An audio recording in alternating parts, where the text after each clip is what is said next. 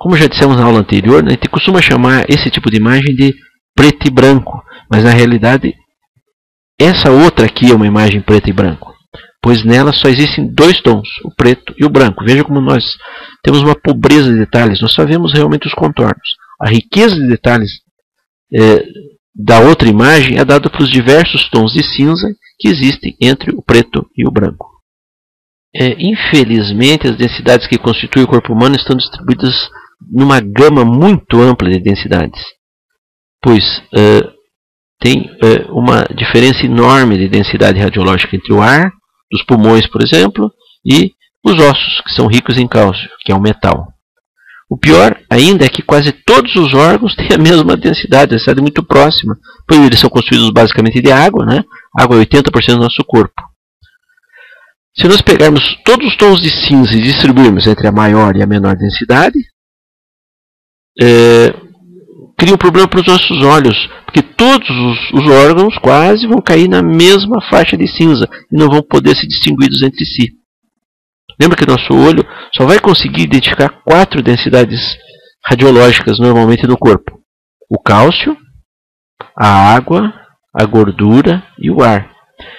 Estão representados aqui nesses 4 tubos de ensaio. Lembrando, cálcio existe nos ossos, o ar nós vamos encontrar nos pulmões, nos seios da face, tubo digestivo. A gordura nós vamos encontrar na lei do subcutâneo entre alguns órgãos, em torno de alguns órgãos como o rim, por exemplo, e todo o resto do corpo humano vai ter densidade na faixa da água, que a gente chama também de densidade de partes moles. Esse experimento aqui ajuda a compreender o contraste na radiologia. Se nós pegarmos aqueles 4 tubos que representam as densidades básicas e colocarmos num recipiente envolto com ar, nós vamos ver que existe um grande contraste entre todos eles, facilitando a sua individualização, menos qual? Menos o tubo cheio de ar, né? Por quê? Ar dentro do tubo e ar fora do tubo, ar com ar não tem contraste, a gente tem dificuldade de identificar, né? Nessa imagem do meio, se nós enchermos aquela tina com óleo, com gordura, o que vai acontecer?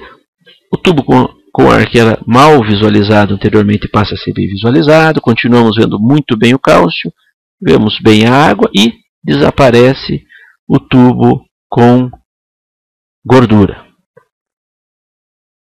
Finalmente aqui na imagem inferior, se nós enchermos a tina com água, nós vemos muito bem o ar, nós vemos muito bem o cálcio, nós passamos a ver mais ou menos a gordura e some o tubo com água.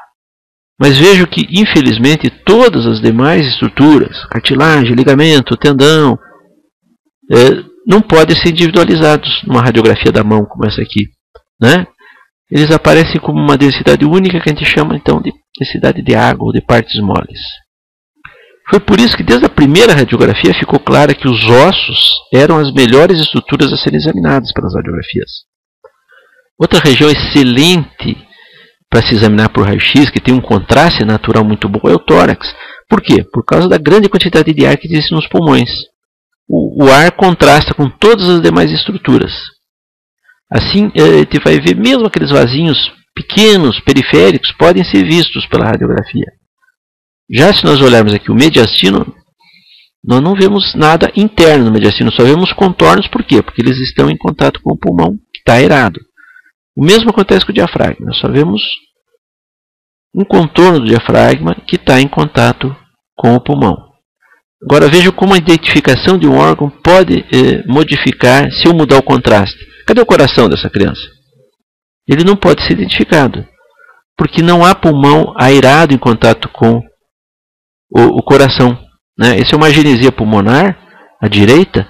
Então o que aconteceu? O pulmão é pequenininho, o coração se deslocou para a direita, e sumiu. Eu não vejo nem coração nem diafragma à direita porque não existe ar em contato com essas estruturas, né? A perda desse contorno, que deveria ser visto devido à perda da aeração do pulmão ou de parte dele, foi chamada por um grande professor americano de radiologia chamado Benjamin Felson de sinal da silhueta. E esse é um dos achados mais utilizados em radiologia de tórax. Guardem isso, sinal da silhueta. Se nós já formos para outra região como o abdômen, por exemplo, vamos ver que o contraste é muito ruim, né? Existe um pouco de ar aqui nas alças intestinais, no estômago, existe um pouco de gordura entre os órgãos, que conforme a incidência, né, ou tal do tangenciamento, pode mostrar algum contorno, né? Mas eles não são tão fáceis de identificar, são precisos, não são confiáveis, como as estruturas vistas no raio-x de tórax, né? Por isso a radiografia de abdômen é um método de baixa sensibilidade. Nós sempre tivemos muita dificuldade em avaliar as estruturas abdominais usando radiografias convencionais. É claro que em certas doenças, por exemplo, numa oclusão intestinal, pode haver um grande acúmulo de ar montante da oclusão e a gente usa esse ar como um contraste natural e pode fazer o diagnóstico. Para melhorar a sensibilidade das radiografias, nós podemos administrar medicamentos, são chamados meios de contraste, justamente porque eles criam artificialmente um contraste entre os órgãos. Eles são todos metais, com alto peso molecular, que absorvem muito raio-x. E pelo fato deles terem uma distribuição que eu posso orientar dentro do corpo humano, eu crio diferença que não existe normalmente na densidade de certos órgãos.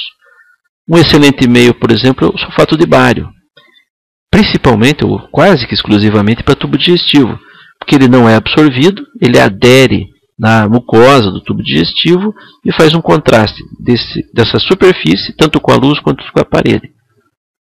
Só que o bário é extremamente tóxico, não pode ser absorvido, só serve para meio externo. Quando a gente fala em meio interno, nós só temos praticamente um tipo de metal que pode ser usado na concentração que nós precisamos para aparecer no raio-x, que é o iodo, são sais de iodo. Aí nós podemos usar através de várias formas de injeção e obtemos então diferentes tipos de exames. Mas temos que lembrar que mesmo sendo o menos tóxico dos metais, ele tem seus efeitos tóxicos em todos os pacientes e em alguns ele gera reações alérgicas muito graves. Bom, a resolução espacial é a capacidade que a gente tem de perceber dois pontos como distintos, desde, claro, que haja contraste entre eles. Então ele depende diretamente do contraste. Se nós falarmos de radiografias convencionais, vai depender do número de grãos de prata que o filme contém. Se nós falarmos de imagens digitais, vai também do tamanho da matriz, ou seja, quanto maior a matriz, maior a resolução espacial. Mais fácil vai se distinguir dois pontos da imagem. A sobreposição de estruturas é um dos artefatos, dos problemas que está relacionado com a resolução espacial. Isso acontece sempre porque nós estamos representando estruturas tridimensionais numa chapa bidimensional, que é a radiografia. Uma forma mais importante da gente minimizar esse problema é sempre obter duas radiografias, normalmente em planos perpendiculares, por exemplo, frente e perfil. Por isso, vocês vão ver que todo exame radiográfico deve ter pelo menos duas incidências. Tá?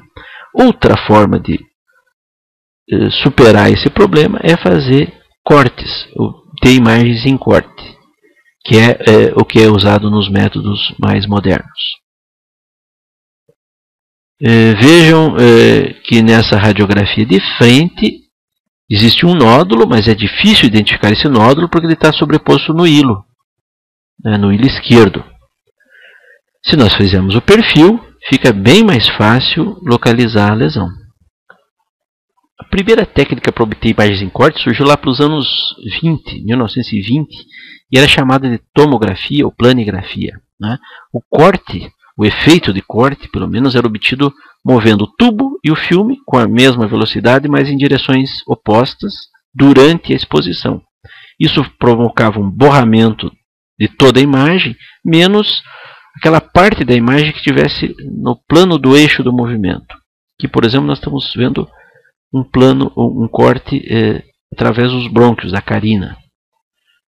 Né? Veja como a gente consegue distinguir muito melhor os brônquios na planigrafia do que numa radiografia convencional. Foi essa técnica que serviu para ser a base da tomografia computadorizada quando ela foi criada nos anos 70. Então chegamos ao final dessa série de aulas sobre a introdução à radiologia. Muito obrigado.